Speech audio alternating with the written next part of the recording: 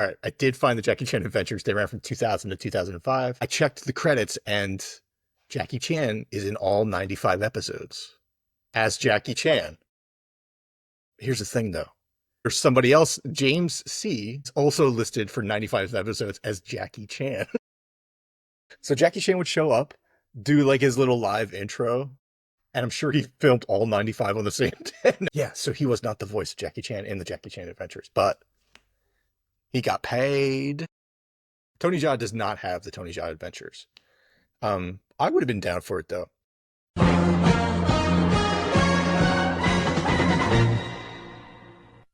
What's up, everyone? 2025 is the 20th anniversary of Jolo's Crappy Movies, and we've been going back and taking a look at some of the original strips and the movies. Joe, what movie are we talking about today? Today it's Ong Bak, starring Tony Jaa.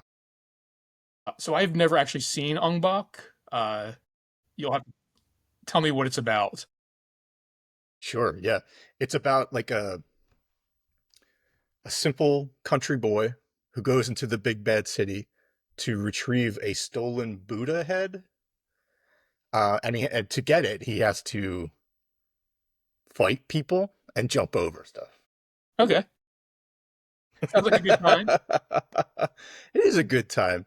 I hadn't seen this since I saw it in 2005, and in my mind, I was like, Ong Bak is good. Like, I'm not worried about it being bad or unwatchable or like dated. I was like, this is gonna be a fun movie. Like, because the real draw of it is Tony Jaa is this like expert Muay Thai fighter, and he's just a stunt machine. He's like Jackie Chan or Donnie Yen now.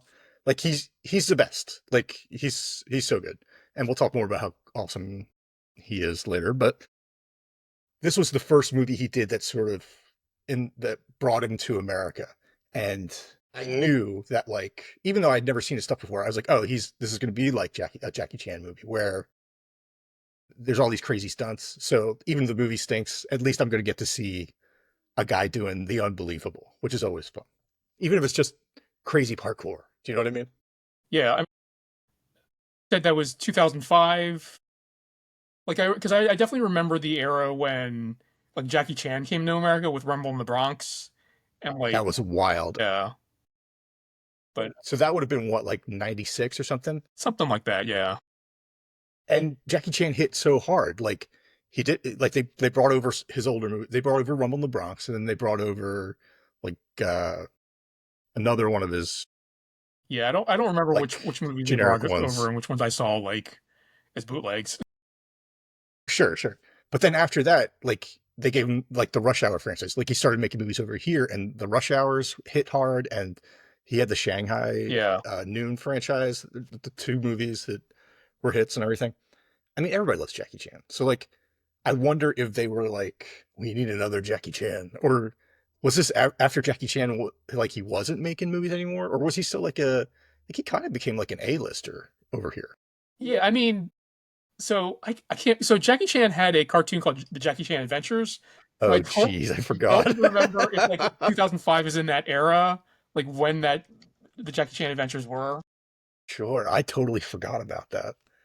Um, I'm just gonna real quick go to Jackie Chan's Internet Movie Database.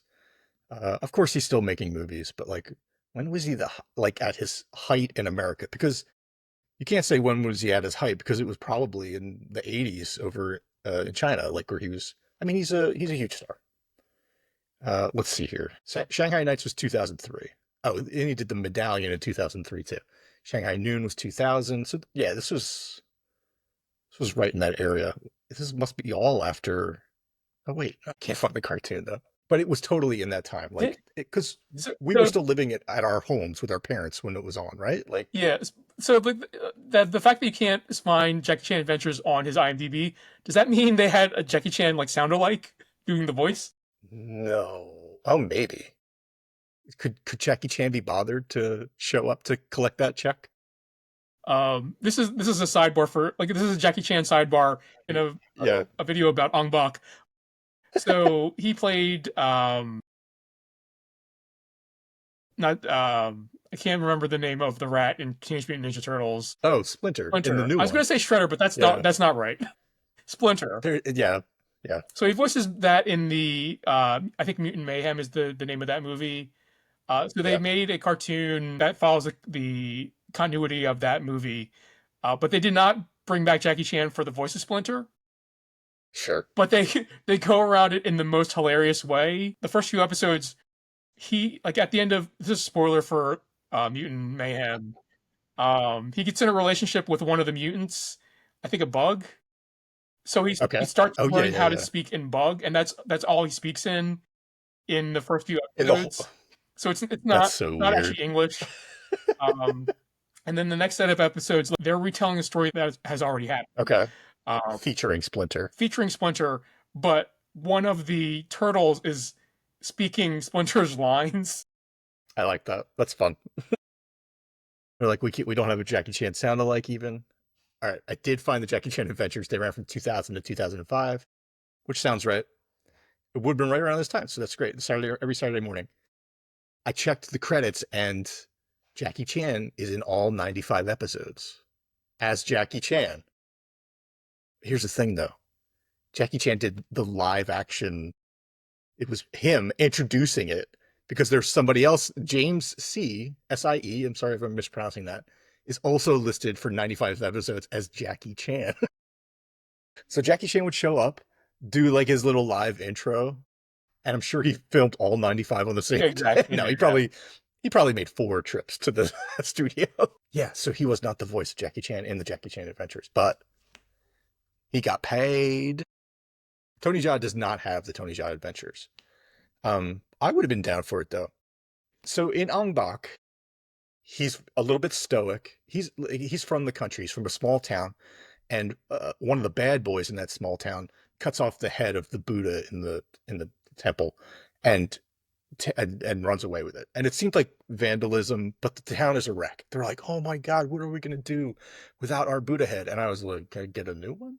But I don't want to downplay people's religion. Like it felt like they were overreacting, but of course they weren't. Like if it's important to them, then it's important. So this sounds like a plot of the Simpsons episode where they cut off the head of Jebediah Jebediah Springfield. Springfield.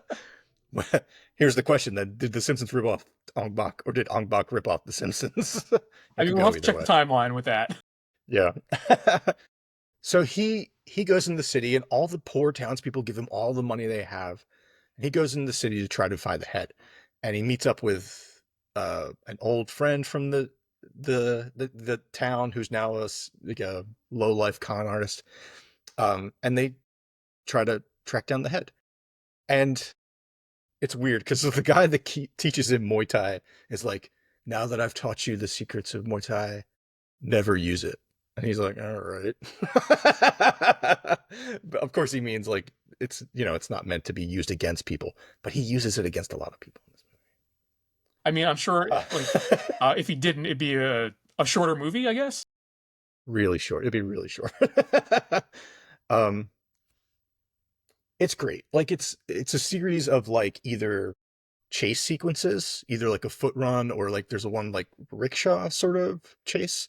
I don't know. What is it, like a motorized taxi, but like it's just like it's like a bike with a thing on the back. I don't know. I don't know. I don't know. It's not a rickshaw, but anyway. So there's these different chase sequences, and then there's also it's either that or it's like fight sequences. And in the chase sequences, he's like jumping over stuff, flipping over cars. Like it's crazy. You know how like in old movies, like you'd have like guys walk out with a plate glass Yeah. window and someone would crash into it. I swear to God, at one point, these two guys walked up with a ring of barbed wire, like a perfect man-size ring. And he jumps through that as he's going by. I was like, who's walking around with a perfect barbed wire ring? Um, and it's great. It's really a lot of fun. And the movie at the same time is also super funny when it needs to be. It's like I mean, it is like a Jackie Chan movie where like Chan has that great sort of quality where he's like, I'm not even supposed to be here today, but I'm going to use my skills to fix everything by accident almost. And there's a little bit of that here, but even though Tony Jaa in this movie is very subdued, and I only say that because he did they did a few things where they brought his movies over. They brought over Ong Bak and they brought over a movie called The Protector, and they had major pushes in America in 2005 and I think 2006. And I saw them both, and they were great. But like, he might not have caught on the same way that Jackie Chan did. So he kind of like, from my on my radar anyway, he kind of disappeared for a while.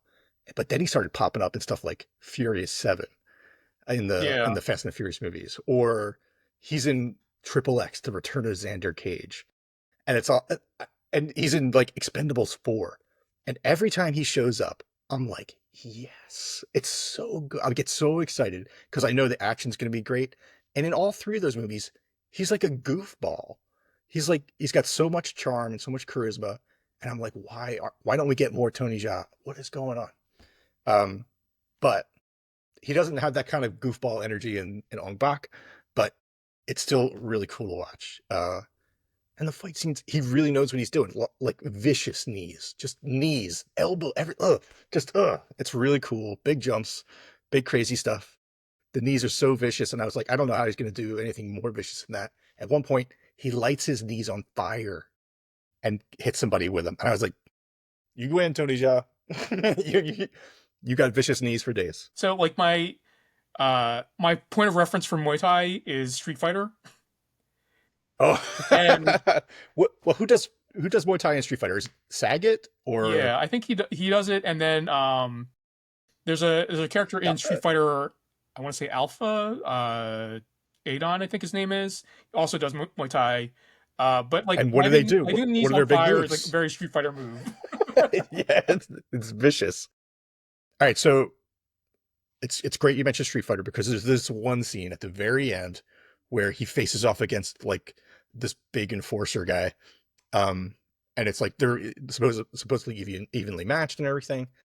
But in the background, the bad guy has been like having his men cut off the head of this giant Buddha, like a Buddha the size of Statue of Liberty or whatever. But like the head's like right there, and they're fighting. The two guys are fighting like on an even plane, and in the background are the workers, just not even paying attention to the fight, but continuing to cut. And I was like, this is a Street Fighter background because they move back and forth, and this is beautiful like scaffolding and the giant head, this beautiful head on the body, but also people there like going about their business.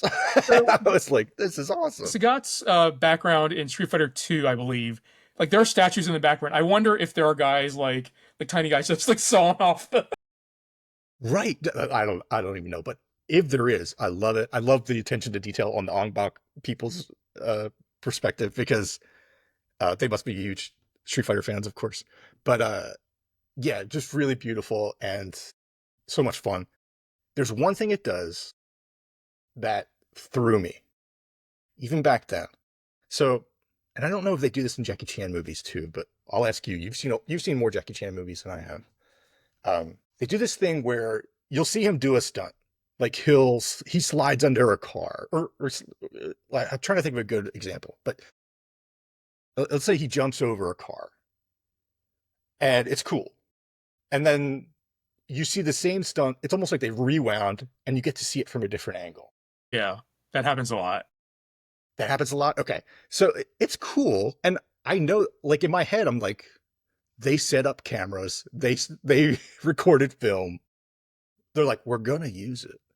Like, so they show there are a couple stunts, not even a couple. I would say there's a couple, maybe almost 20 times where they show multiple angles, and I would say there's 2 or 3 times where they show 3 or more angles. And I'm like, what are we doing? This movie's good. You don't need to pad it out. I couldn't believe it, but that's something I noticed even back then. I was like, what's happening? Like that does not fly in America. Like I don't think you'd see an American action team Yeah, just like he jumps over a car. Oh, he jumps over a car. He jumps over a car just from different angles. Like, yeah. I think they definitely do that in a lot of like Asian action movies, especially like the kung fu movies, like Jackie Chan and whatnot. Like I'm sure it happens in the Jackie Chan movies a lot. I feel like it's because they're like he's only gonna do it once. So right. He's doing it once. We're gonna get it from 9 angles, and we'll Yeah, show the best three. we got to make sure we capture it because he's not going to do it again. I love it. I mean, I have to respect it. And if it's something traditional to, uh, I mean, what kind of, I don't want to say Hong Kong cinema, but like, if it's something traditional to martial arts cinema, then I'm all for it. But even in 2005, I was like, "What's happening?" I like looked around, like, "Is anybody else noticing this?" I feel like you like it's not even necessarily like the people doing the stunts. Like if it's a like it's a if it's like a big stunt like a car going over like a ravine or something like that, like you'll see Yeah, like that from multiple angles as well because they're only going to yeah. do it the one time. One take, one take, 9 cameras. We used three best. I love it. So But like yeah, go on. you said you hadn't seen this since 2005, right?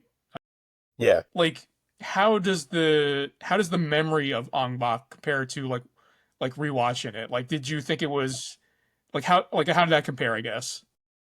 All right. So I knew it would be, like I said earlier, like I knew it would be fun, and I knew it would be interesting. And like there were a couple things that surprised me. Like when I first put it on, my kids were with me, and we watched like the first half hour, and they were engrossed. They were like, I don't know if it's because the extra effort it takes to read Yeah. dialogue, but like the story of a small town and a precious item being stolen was working for them. And Tony Jaa is also like, even in the beginning, like there's not that many stunts in the first half hour, but you still get to see him like do Muay Thai poses, and it's even him just posing is like, "Ah." It's just so cool. Like I don't want to. I'm not trying to disrespect it. I'm honoring him. He's the best. He's so good. Um, so that was a surprise that my kids were very open to it. The other surprise was in my mind. I was like, I'm pretty sure he jumps on an elephant in this. He does not. This is a country boy who goes to Bangkok. So it's country boy in the city, no elephants. Elephants. But I think there's an elephant in the Protector. I think there's an elephant in Ong Bak 2. And I think the main bad guy in Ong Bak 3 An is elephant? an elephant. I think he's a doctor too, so who could tell? Dr. Elephant. So that bit of the memory of the movie was completely out of. Cool. So do you own this on DVD or Blu-ray? I don't, and there are specific reasons. Um, it's something where like I would have watched it again, but most of the stuff I buy on DVD, a lot of times I take into consideration like, is this something I could put on while I'm drawing, while I'm making art, which is something I like to do every day. So like, can I put this on as company, as background noise? Like, there are movies that I'll stop what I'm doing, obviously, and watch, but like, I'm more likely to get something that I can have as company. And a movie that I don't understand the language is not something I could have as company. If I spoke that language, then yes, for sure I would have got this movie. Yeah. Um yeah, I guess like if you're putting on as background noise, let's say, it's probably not like even like a lot of action movies where it's just like a lot of Yeah, gunfire or a lot of like slapping, like like yeah, it's just a bunch of noise. yeah, yeah, yeah. It's just like, yeah. I, you look at your collection after a while and you're like, Jesus, I gotta get some thrillers in here. It's just machine gun fire and people shouting. So, if people have watched this and they like it, is there a movie that you would recommend, um, kind of in the same vein? Yeah, I would totally encourage them to see Ong Bak, but also one check out his other American stuff, because like even though Expendables 4 is not a great movie, he's so cool. Like he's such a good character in it. And even though he's not in Fury 7 that long, he's really good in it. Like he's just like he shows up and you're just like, "Oh my God, I can't." I'm so glad. And he has two like major fight sequences with Paul Walker in Paul Walker's last movie. and they're great. Like he's so good. So I'd encourage people to watch those. But if you like the style of Ong Bak and you want more stuff like that, I think you go to Jackie Chan. I think it's the same vibe. It's the same. Like he's the true master of that sort of thing. And for like, if I had to recommend a Jackie Chan, I mean, Rumble in the Bronx is good. Um, the Drunken Master stuff is great, but you can't go wrong with Rush Hour. Like it's a crowd pleaser. Like what he everything even the second one. I say Rush Hour and Rush Hour 2. Everything he's doing is great. Like he's funny, he's charming. All his parkour and action scenes are insane. And Chris Tucker is off the charts. He's so good in both those movies. So like those are safe. Those are your safest bets. Like if you got a party going on, you got to put on something like Ong Bak. They're like, we want to see a movie like Ong Bak, but we don't want to see Ong Bak or Ong Bak 2 or Ong Bak 3. And you're like, I got Rush Hour 3, and they're like, get the hell out of here with that. And they're like, I got Rush Hour 2. All right, all right, all right. Uh, I actually think Rush Hour 2.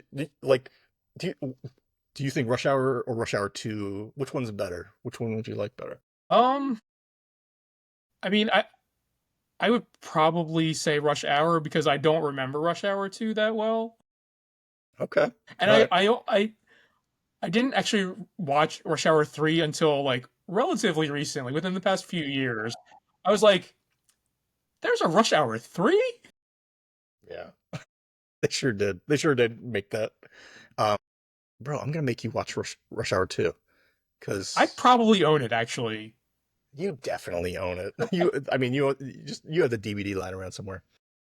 But Rush Hour 2 is totally worth. It's Rush Hour 1 or 2 is what I would say for that. Awesome. All right. Anything else you want to mention about Ong Bak before we close out this video? Before we close out, I would say that this, if we're looking at the strips, the comic strips, this is the first good one, I think. Strip number 5. I think like of all the jokes so far, I think it's the one that makes the most sense. All right. Yeah. So yeah, be sure to check out the strip on digitalpimponline.com. If you have any comments about Ong Bak, feel free to leave them in the comments below. And be sure to like and subscribe. And we will catch you in the next one.